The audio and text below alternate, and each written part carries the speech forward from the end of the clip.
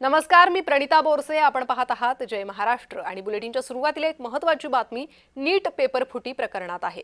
नीट paper फुटी प्रकरणात आता ईडीने एंट्री घेतली. आरोपी शिवराज मोटेगावकर याच्या संपत्तीची ईडीकडून चौकशी होणार आहे. पुणे आणि लातूरसह अनेक ठिकाणी जमीन इमारती खरेदी केल्याची माहिती आहे. सूत्रांनी जय महाराष्ट्रला ही माहिती दिलेली आहे. आरोपी शिवराज मोटेगावकरच्या संपत्तीची ईडीकडून चौकशी होणार आहे. मोटेगावकर सध्या नीट पेपर फुटी प्रकरणी सीबीआयच्या ताब्यात आहे. अधिक माहिती या संदर्भात घेऊयात. आमचे प्रतिनिधी प्रीतम पुरोहित सध्या आपल्यासोबत जोडले गेले आहे. प्रीतम, एक महत्त्वाची अपडेट समोर येते. नीट पेपर फुटी प्रकरणात आता ईडीने एंट्री घेतलेली आहे. मोटेगावकरच्या संपत्तीची चौकशी होणार असल्याची माहिती आहे.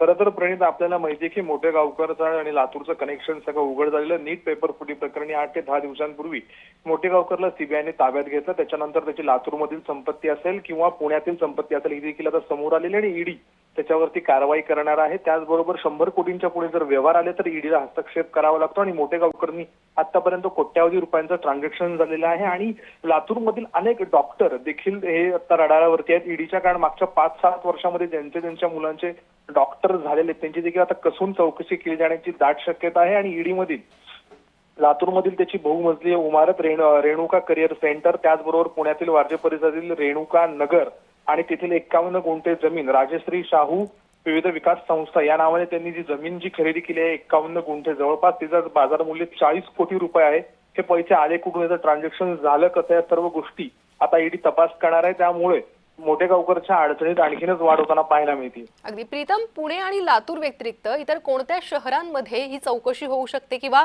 मोटेगावकरची संपत्ती असू शकते? खरं तर पाहायचं म्हणलं तर पुण्यातील मध्यवर्ती भागामध्ये कोट्यवधी रुपयांचे इस्टेट असलेल्या तिथे मोटेगावकरचा पूर्वी क्लास चालायचा. तो क्लास देखील महापालिकेने बंद केलेला आहे कारण आवश्यक ती कागदपत्रांची पूर्तता नव्हती.